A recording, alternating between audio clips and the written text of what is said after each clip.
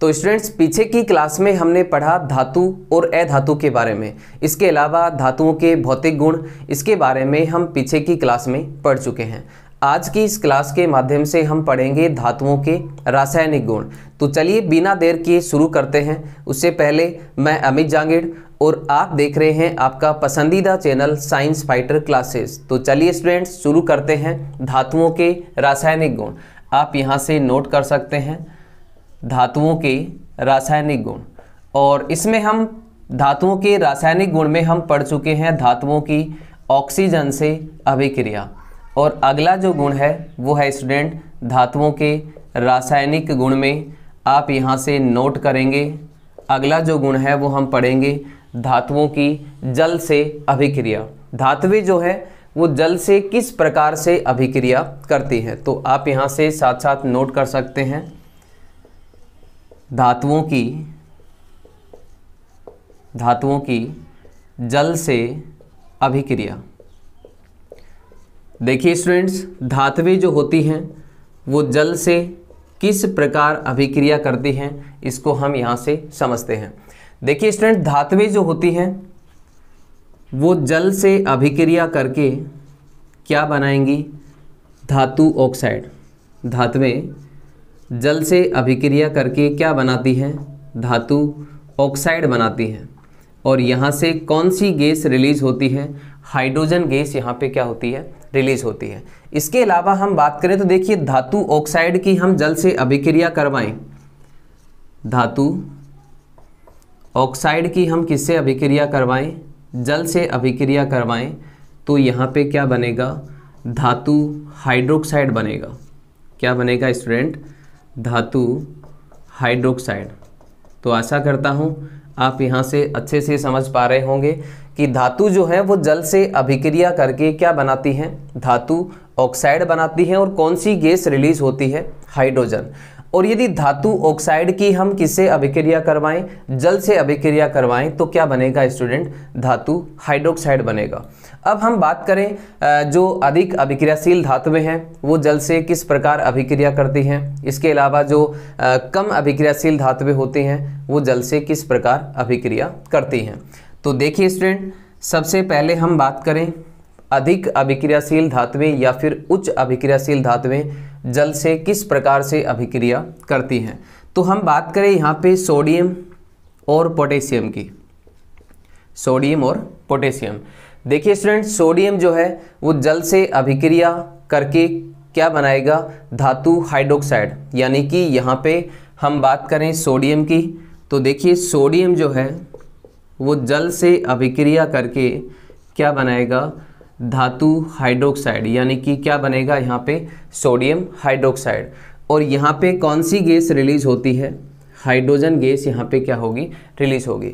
देखिए student, sodium और potassium की जल से जो अभिक्रिया है वो बहुत ही तीव्र होती है। यहाँ पे जो हाइड्रोजन रिलीज होती है, कौन सी गैस रिलीज होती है, हाइड्रोजन गैस जो रिलीज होती है यहाँ पे वो इस सोडियम के लिए सफिशिएंट होती है। यहाँ पे हम बात करें कि जब सोडियम जल से अभिक्रिया करता है तो क्या होता है, जलने लगता है। तो क्यों जलता है, क्योंकि हाइड्रोजन एक ज्वलनशील गैस है।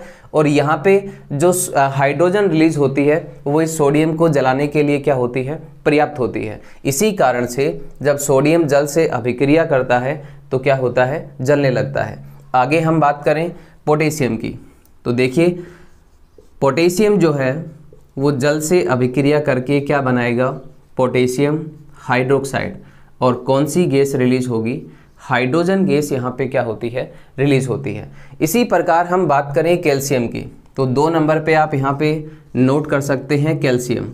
देखिए स्टूडेंट, कैल्शियम जो है वो जल से सोडियम की तुलना में बहुत ही धीमी गति से क्या करता है, अभिक्रिया करता है। सोडियम और पोटेशियम जल से बहुत ही तेज़ी से अभिक्रिया करते हैं, लेकिन कैल्शियम जो है वो जल से अभिक्रिया, कैल्शियम की जो जल से अभिक्रिया है वो बहुत ही धीमी होती है। तो यहाँ पे कैल्शियम की हम बात करें तो कैल्शियम जल से अभिक्रिया करके क्या बनाएगा, कैल्शियम हाइड्रोक्साइड बनाएगा। क्या बनाएगा, कैल्शियम हाइड्रोक्साइड। और यहाँ पे गैस जो है वो कौन सी रिलीज होगी, हाइड्रोजन। तो कैल्शियम की जो जल से अभिक्रिया होती है वो क्या होती है, धीमी होती है। यहाँ पे ध्यान दीजिएगा, यहाँ पे जो हाइड्रोजन रिलीज होती है, हाइड्रोजन उत्सर्जित होती है, वो इस कैल्शियम की सतह पर क्या होती है, चिपक जाती है और इस कारण से कैल्शियम जल की सतह पर तैरने लगता है। ध्यान दीजिए स्टूडेंट, कैल्शियम जब जल से अभिक्रिया करता है तो इसकी जल से अभिक्रिया क्या होती है, बहुत ही धीमी होती है और जब ये जल से अभिक्रिया करता है तो ये जल की सतह पर तैरने लगता है। तो क्यों तैरने लगता है, क्योंकि यहाँ पे जो हाइड्रोजन गैस उत्सर्जित होती है वो हाइड्रोजन इस कैल्शियम की सतह पर क्या होती है, स्टिक हो जाती है, चिपक जाती है, जिसके कारण कैल्शियम जल की सतह पर तैरता है। आगे हम बात करें मैग्नीशियम की, तो अगला पॉइंट यहाँ पे आप नोट कीजिएगा। मैग्नीशियम जो है वो ठंडे जल से अभिक्रिया नहीं करता, लेकिन मैग्नीशियम गर्म जल के साथ क्या करता है, अभिक्रिया करता है। कैसे जल के साथ करता है स्टूडेंट, गर्म जल के साथ अभिक्रिया करता है। कौन, मैग्नीशियम। और मैग्नीशियम के केस में भी मैग्नीशियम जब गर्म जल से अभिक्रिया करेगा तो ये भी जल की सतह पर क्या होगा, तैरने लगेगा। क्यों, क्योंकि इस केस में भी जो हाइड्रोजन रिलीज होती है वो हाइड्रोजन इस मैग्नीशियम की सतह पर क्या होती है, स्टिक हो जाती है, चिपक जाती है, जिसकी वजह से मैग्नीशियम भी जल की सतह पर तैरता है। आगे हम बात करें कुछ धातुएं जो ना तो ठंडे जल से अभिक्रिया करती हैं और ना ही गर्म जल से अभिक्रिया करती हैं, लेकिन ये धातुएं भाप से अभिक्रिया करती हैं, स्टीम से अभिक्रिया करती हैं। और वो धातुएं कौन सी हैं स्टूडेंट, आप यहाँ से नोट कीजिएगा। एक है आयरन, इसके अलावा एल्यूमिनियम और एक है स्टूडेंट जेडन यानी कि जिंक यानी कि जस्ता।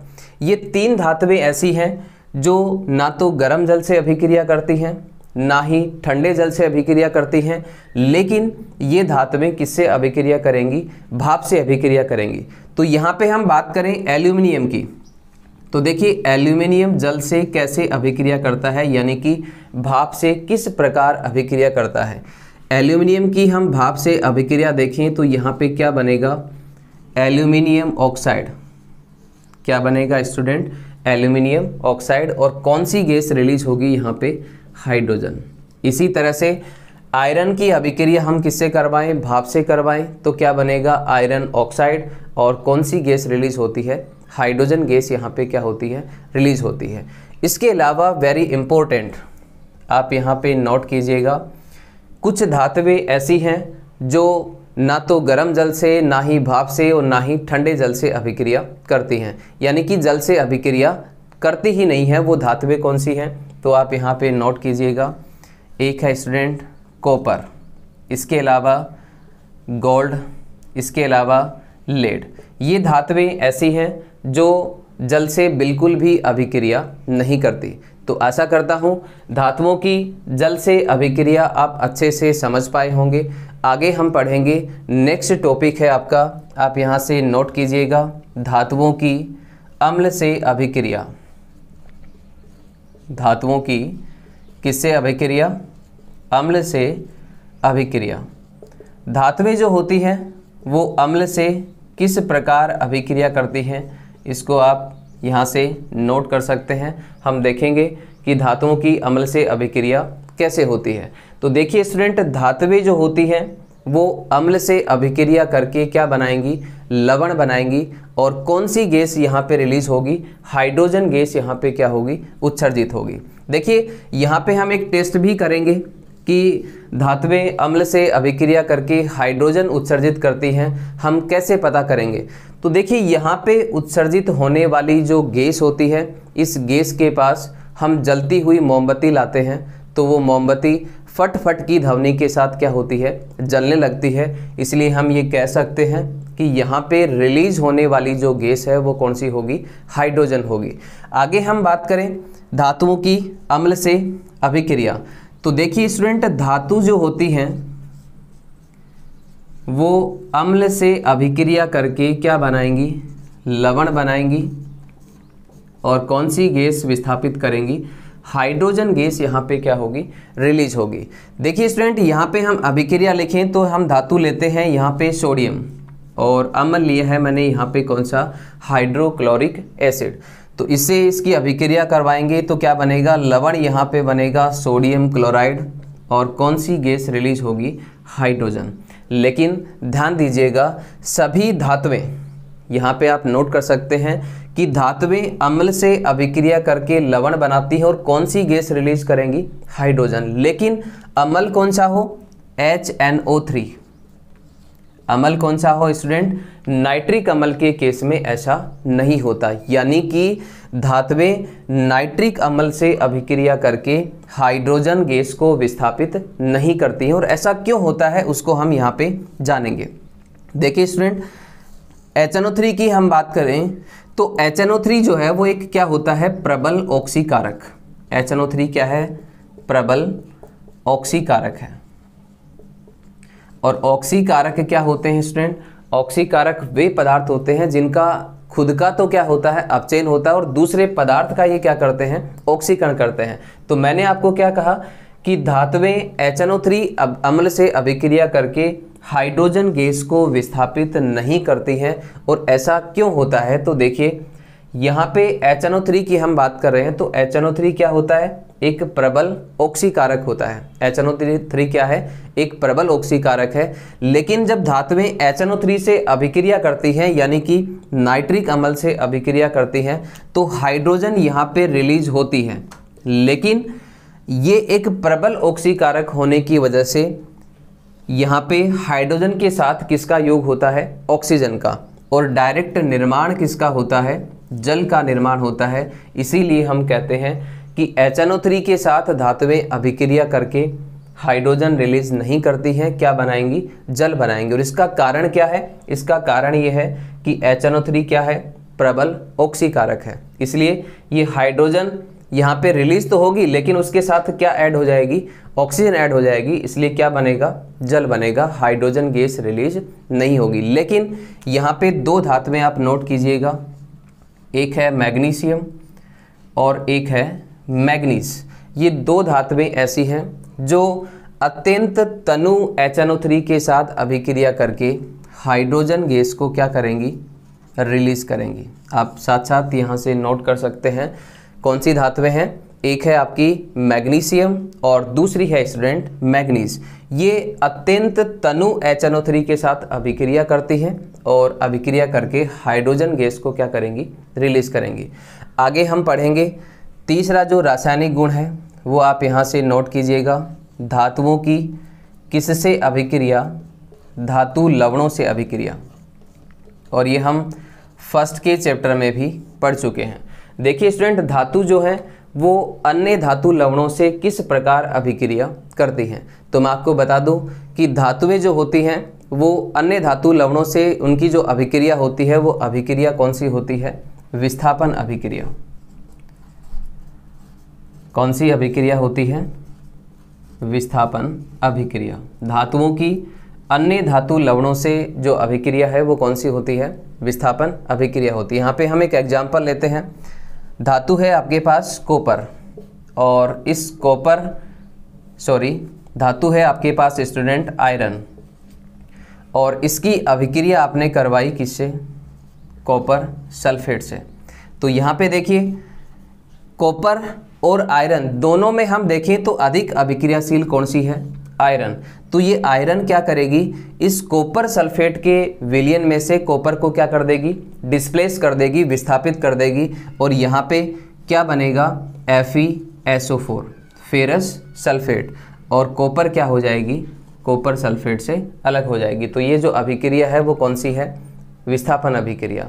तो यहाँ पे क्वेश्चन बनता है कि क्या होता है जब लोहे की कील को कॉपर सल्फेट के विलयन में डुबोते हैं। तो देखिए स्टूडेंट, लोहा जो है वो कॉपर की तुलना में क्या है, ज़्यादा अभिक्रियाशील है। इसलिए लोहा कॉपर सल्फेट के विलयन से कॉपर को क्या कर देगा, विस्थापित कर देगा। और इसकी वजह से इसका जो कलर है वो कैसा होता है स्टूडेंट, नीला होता है। कैसा होता है, नीला। और इसकी वजह से कॉपर सल्फेट का जो नीला कलर है वो कैसा हो जाता है, मलिन हो जाता है।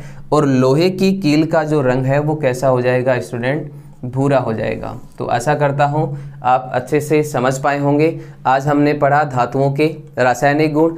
तो आज के लिए स्टूडेंट इतना ही, मिलते हैं नेक्स्ट वीडियो में। तब तक के लिए आप सभी साथियों का बहुत बहुत धन्यवाद। जय हिंद, जय भारत।